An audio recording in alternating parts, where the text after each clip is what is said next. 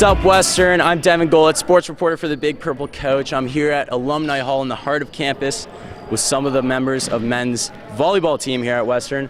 We have Specimen, Soft, McKay, and Zinger. What are your guys' real names?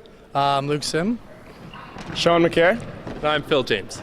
Phil James. Well, it's a pleasure to talk to you guys because finally I got to talk to some people who are actually my height. You know, normally most people are a little short. Well, this guy is Softy is a little shorter.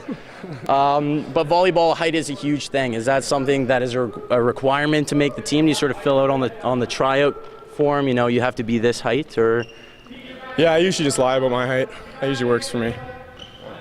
We got some pretty short guys on the team, though. We got a few Rudies on our team who think they can get into the big leagues. We got one guy who's 5'4" on our team, but he's real good. He's a real jumper, though.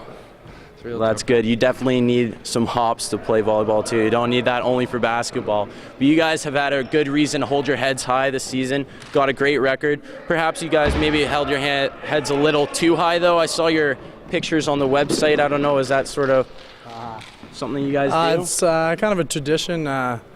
Vet started it, Eric Simon. He's started the old chin up. It's kind of like a more gritty look. You know, we've been doing that for the past couple of years. Real tribal look. You know, it scares the other teams really. A tribal swagger, is that something you carry on campus wherever you go to in between classes? Well, yeah, you know, volleyball players are known for being pretty tough around campus, so people don't usually mess around. Here, you know, football players, nah. You know, we're the real guys. We're the guys doing buys and tries in the gym. You know, we got the beach bodies.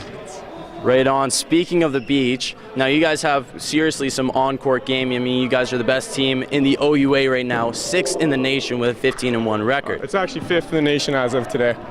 5th in the nation, so I've got to check my stats. That's my bad. But in the off-season, you guys clearly have on-court game. And you guys have some great teammates. You could call them your wingmen almost. You know, you have communication. They help you when you're down. Off the court, you have some game as well, I think, probably. And in the off-season, you get to play on the beach. Oh yeah.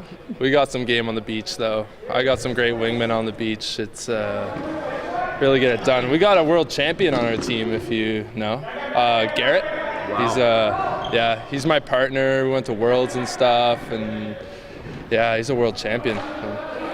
So do you get to meet the women of the world on the beach as well? I've heard there's some pretty good, attractive female volleyball. I was going to say Brazilians. Yeah, lots of Brazilians, yeah. They flock towards us, you know. Very nice, very nice.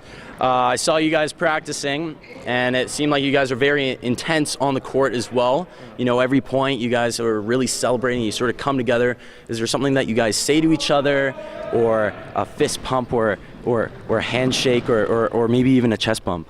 Yeah, you know, we're a close group, so you know, every time you get a chance, you give them a little smack on the bum. That's always appropriate, you know. And the butt smack, definitely. It really raises the testosterone, you know. Yeah.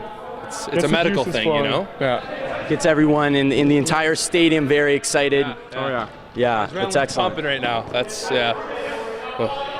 That's great. And you guys are obviously, I mean, you have 2 games left in the season. And then you have the OUA quarterfinals, the OUA finals, and then hopefully a CIS championship game over at Queens.